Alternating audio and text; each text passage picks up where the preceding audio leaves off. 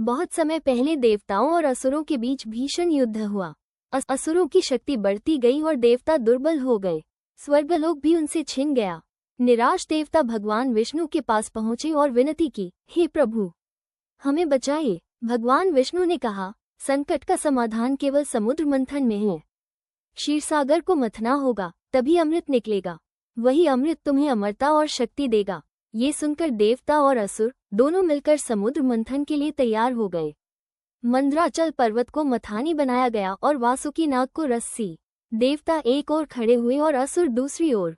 सबने मिलकर समुद्र मंथन शुरू किया। जैसे ही मंथन शुरू हुआ, भारी पर्वत समुद्र में डूबने लगा। तब भगवान विष्णु ने कच्छप अवतार धारण किया। उन्होंने विशाल कछुए का रूप लिया और पर्वत को अपनी पीठ पर स्थिर कर दिया। अब मंथन सही ढंग से चलने लगा। सबसे पहले समुद्र से निकला भयंकर विष, हलाहल। उसकी ज्वालाओं से तीनों लोग जलने लगे।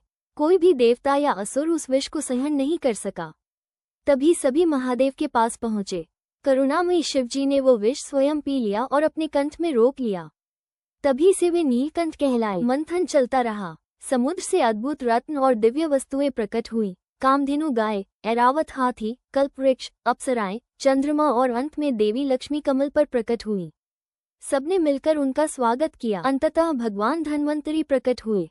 उनके हाथ में स्वर्ण कलश था जिसमें अमृत भरा था। अमृत देखते ही देवताओं और असुरों में छीना झपटी शुरू हो गई। असुरों ने कहा, अमृत हमारा होगा। देवता बोले, ये हमारा है। दोनों पक्षों में युद्ध होने की स्थिति बन गई।